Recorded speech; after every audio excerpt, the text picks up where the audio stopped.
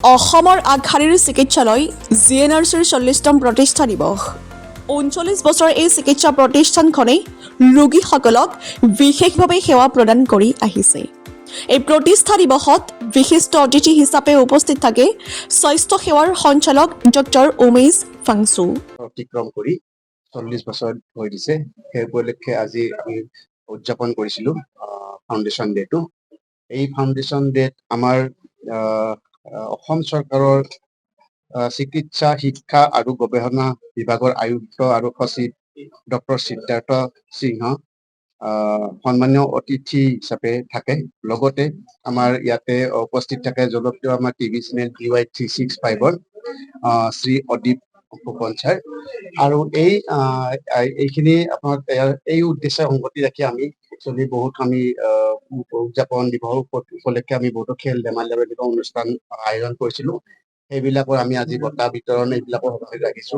আৰু লগতে ইয়াত সংগতি ৰাখি আমি এখন চিএমই ট্ৰমা চিএমই এখন আমি ইভিনিঙলৈকে ৰাখিছো।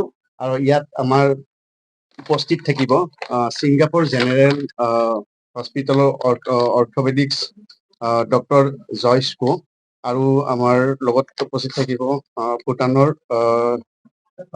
এজন নিউৰ চাৰ্জন তেখেতৰ ডক্টৰ সোনম জামছেও ইয়াত উপস্থিত থাকিব। লগতে উপস্থিত থাকিব আমাৰ ৰকেট ব্ৰহ্ম ছাৰ, চাৰ্জাৰী অধ্যাপক, তেখেত উপস্থিত থাকিব।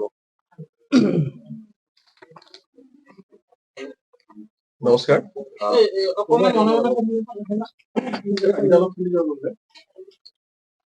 নমস্কাৰ, মই মৃণালী হাজৰিকা, জিএনএছ হাস্পতালৰ জনপ্ৰশাসন বিষয়া। 1984 চনত মালিগাঁৱত সৰু নিউৰলজি ক্লিনিক হিচাপে জিএনএছ আৰম্ভ কৰা হৈছিলে। আৰু খুব কম সময়ৰ ভিতৰতে 1987 চনত উত্তৰ পূৰ্বাঞ্চলৰ প্ৰথমখন নিউৰ চাইন্স চেণ্টাৰ হিচাপে জিএনএছচি আগুৱাই নিয়া হয় নিউৰলজি, নিউৰচাৰ্জাৰী, ৰেডিঅলজি সুবিধাৰ সৈতে। আৰু উত্তৰ পূৰ্বাঞ্চলত আমি গৌৰৱান্বিত যে উত্তৰ পূৰ্বাঞ্চলৰ প্ৰথমটো চিটি স্কেন জিএনএছচিত অনা হৈছিলে, প্ৰথমটো MRI জিএনএছচিত অনা হৈছিলে, প্ৰথমটো আপোনাৰ ICU বেড উত্তৰ পূৰ্বাঞ্চলৰ জিএনএছচিত অনা হৈছিলে, আৰু প্ৰথমটো হাৰ্ট চাৰ্জাৰী আৰু কেথলেট মেচিন জিএনএছচিত অনা হৈছিল 2000 চনলৈকে। আৰু সাধাৰণতে 5-10 মানুহৰে আৰম্ভ কৰা জিএনএছচি আজি 3000তকৈ অধিক কৰ্মচাৰী আমাৰ তাত জড়িত হৈ আছে। তাৰ লগতে আমাৰ ফিল্ডত আমাৰ 10,000তকৈ অধিক স্বাস্থ্য মিত্ৰ আমাৰ এটা অভিলেখী প্ৰকল্প জিএনএছচিৰ আছে, তাতে জড়িত হৈ আছে। আৰু আমি গৌৰৱান্বিত আজি সেই সৰু ক্লিনিকখন আজি 4খন জিএনএছচি হৈছে, জিএনএছচি দিছপুৰ, জিএনএছচি ছমাইল, জিএনএছচি উত্তৰ গুৱাহাটী আৰু জিএনএছচি বুধেলখনো।